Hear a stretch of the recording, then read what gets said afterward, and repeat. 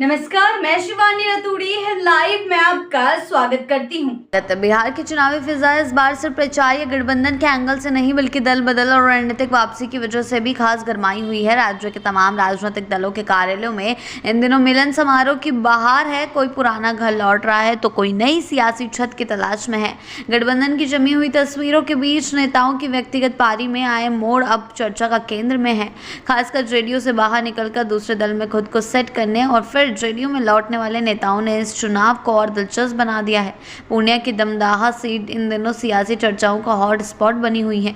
एक दौर में जेडीयू से सांसद रह चुके संतोष कुशवाहा अब राजद के प्रत्याशी बनकर दमदाहा से मैदान में उतरने जा रहे हैं। ये वही संतोष कुशवाहा हैं जिन्होंने लोकसभा चुनाव में पप्पू यादव के खिलाफ ताल ठोकी थी जब जेडीयू की मंत्री लेशी सिंह उनके प्रचार में जुटी थी। लेकिन इस बार तस्वीर पूरी तरह बदल चुकी है। संतोष कुशवाहा अब राजद के टिकट पर चुनाव लड़ रहे हैं। पप्पू यादव खुद महागठबंधन का हिस्सा हैं। ऐसे में धमदाहा में इस बार गठबंधन विरोध और समर्थन का पूरा समीकरण उल्टा हो गया है और जनता के बीच इस नए नज़ारे की खूब चर्चा हो रही है। रुपौली विधानसभा सीट की कहानी भी रोचक है।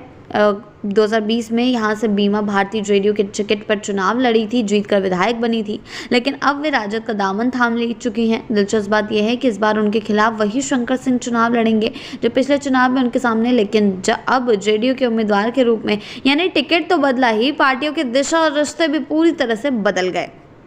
यानी कि सीधे तौर पर जहानाबाद जिले की राजनीति में भी जबरदस्त फेरबदल हुआ है। घोसी विधानसभा क्षेत्र से पिछला चुनाव लड़ने वाले राहुल शर्मा अब राजद में शामिल हो गए हैं, तो वहीं जेडीयू ने इस सीट से अपने पुराने कद्दावर नेता और पूर्व सांसद अरुण कुमार के पुत्र ऋतुराज को टिकट देकर सियासी समीकरण को नया रंग दे दिया है। वहीं चर्चा है कि जहानाबाद सीट से भी एक पूर्व सांसद को बेटे को जेडीयू प्रत्याशी बनाने जा रहे हैं, जिससे साफ है कि इस बार कई सीटों पर वंशवाद बनाम वफादारी का मुकाबला देखने को मिलेगा। उधर नवादा जिले की तस्वीर भी इस बार पूरी तरह बदली हुई है। नवादा की मौजूदा विधायक विभा देवी जो अब तक राजद के साथ थी, उन्होंने सोमवार को जेडीयू की सदस्यता ले ली। खास बात यह है कि जेडीयू उन्हें उसी सीट से अपना उम्मीदवार बना रही है जहां से पिछली बार उन्होंने जीत दर्ज की थी, पर पार्टी थी राजद। वहीं 2020 में जेडीयू ने यहां से कौशल यादव को मैदान में उतारा था, लेकिन अब चेहरा बदल चुका है।